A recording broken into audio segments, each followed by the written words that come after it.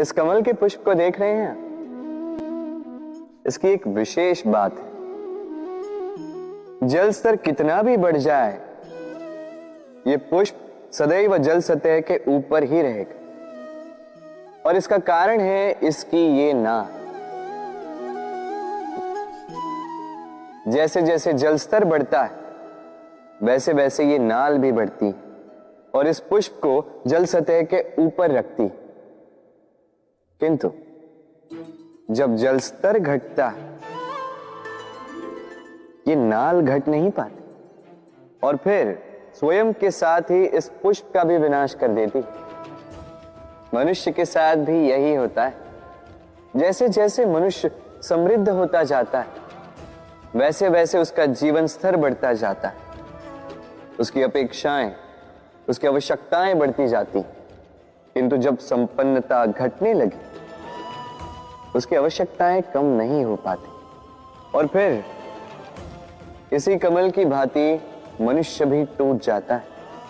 तो फिर क्या करें? क्या किया जाए इस परिस्थिति में?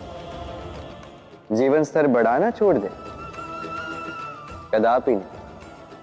किंतु जीवन स्तर बढ़ाने के साथ साथ ही अपनी आत्मशक्ति को सुदृढ़ करें। संकट का समय आने पर आप अपना जीवन कैसे व्यतीत करेंगे, इसका अभ्यास करें, क्योंकि जीवन स्तर और जल स्तर तो घटते बढ़ते रहेंगे। ये आप पर निर्भर करता है कि आप इन दोनों के बीच का तालमेल कैसे सुनिश्चित करते हैं। लोग कहते हैं जीवन में समय से पूर्व और भाग्य से अधिक कुछ नहीं मिलता। सबकी अपनी मान्यता है। मैं आपसे पूछता हूं, ये समय क्या है?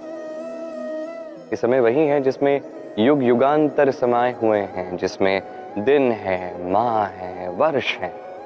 नहीं, समय वास्तविक रूप से आपके पास कितना है जिसका आप उपयोग कर सकते हैं? तब से है जब से आप स्वयं को पहचानने लगते हैं, तब तक है जब तक आप इस संसार से चले नहीं जाते। बस यही समय है आपके पास। अब यदि भाग्य की बात की जाए तो भाग्य वो परिस्थिति है जहां मनुष्य स्वयं को समय को सौंप देता है, उसे भाग्य कहते हैं। अर्थात आपने जीवन में परिश्रम किया, संकटों का सामना किया, आप आगे बढ़े, किसी पड़ाव पर आप पहुंच गए, तब आपको लगा कि बस अब यहीं रुक जाना चाहिए, तो वही आपका भाग्य होगा। भाग्य की बात की जाए तो सत्यवान के भाग्य में मृत्यु लिखी थी, तो सावित्री के कर्म ने उसे पुनः जीवित कर दिया। अर्थात ये भाग्य बदला जा सकता है कर्म और परिश्रम द्वारा। सोचिए, रावण ने माता सीता का हरण किया।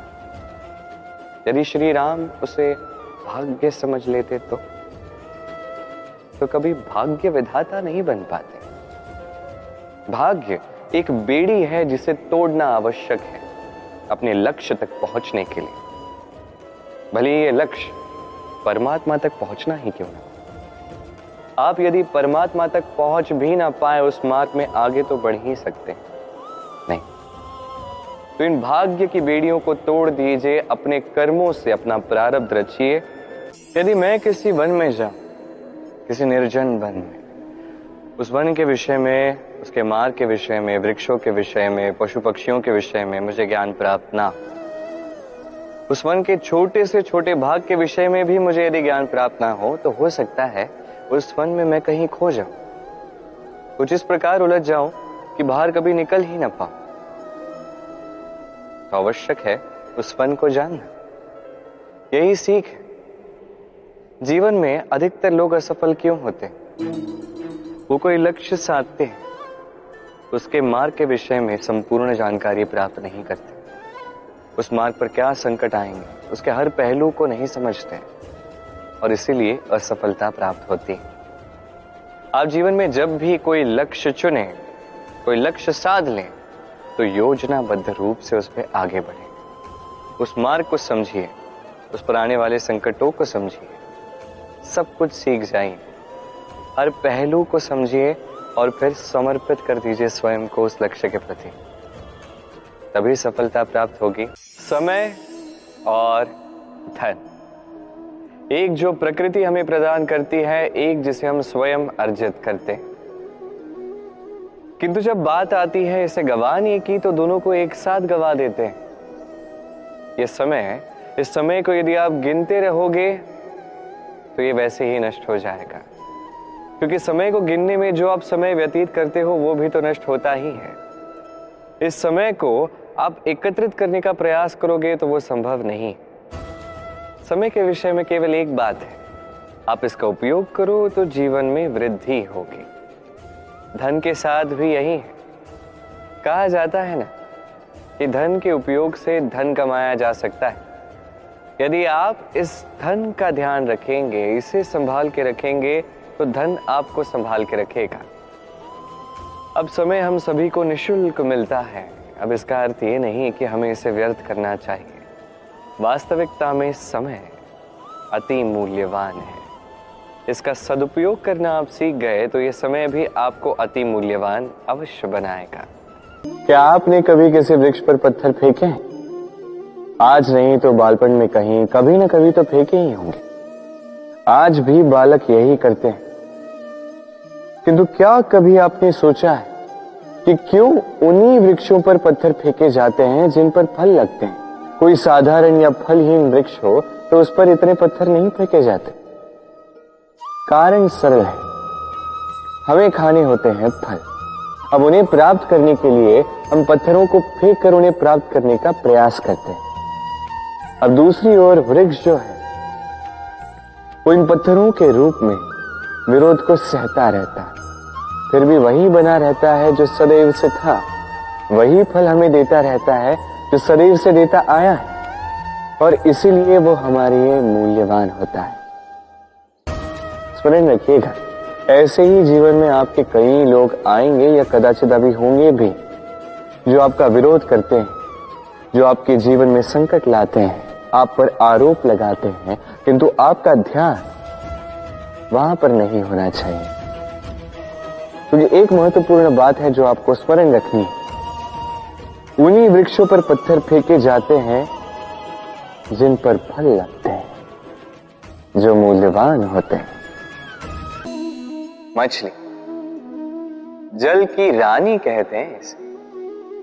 धाराओं के बीच जीने वाली सहस्त्रों प्रकार की मछलियां होती हैं, किंतु सारी मछलियों में एक समानता अवश्य होती है। जानते हैं वो क्या है?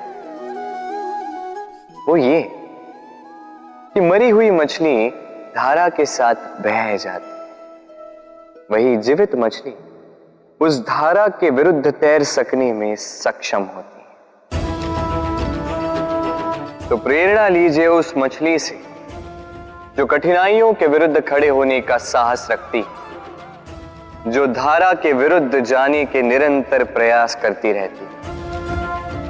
आप भी सुनिए अपनी हृदय की पुकार को, सुनिए अपनी मन की पुकार को, और जीवन रूपी धारा को बाधा नहीं, लक्ष्य बनाकर आगे बढ़े। संकट का नाम सुनते ही हम सचेत हो जाते हैं। इस संसार में ऐसा कोई जीव नहीं जिसने संकट का सामना ना किया हो, जो संकट से घिरा ना हो। अब कुछ संकट का सामना करते हुए उस पर विजय प्राप्त कर लेते हैं, कुछ नहीं कर पाते। किंतु अधिकतर लोग संकट का यह समय बीत जाने पर संकट के विषय में भूल जाते हैं, और यही उनकी सबसे बड़ी भूल होती है। संकट से जुड़ी ये 3 बातें सदैव स्मरण रखना। पहली, जिन्होंने आपको संकट में डाला उन्हें कभी मत भूलिएगा, और भविष्य में सदैव उनसे सावधान रहिए। दूसरी, जिन्होंने संकट के समय पर आपका साथ छोड़ दिया वो आपके मित्र नहीं है, परजीवी है, और कभी भी भविष्य में उनसे कोई आशा मत रखिएगा। और तीसरी, जिन्होंने संकट के समय पर आपका साथ निभाया, आपका मनोबल बढ़ाया, ये आपके सच्चे मित्र हैं, इन्हें कहीं मत जाने दीजिएगा। तो संकट से जुड़ी ये 3 बातें यदि आप सदैव स्मरण रखते हैं तो संकट भूल कर भी कभी आपके जीवन में पुनः नहीं आएगा। राधे राधे।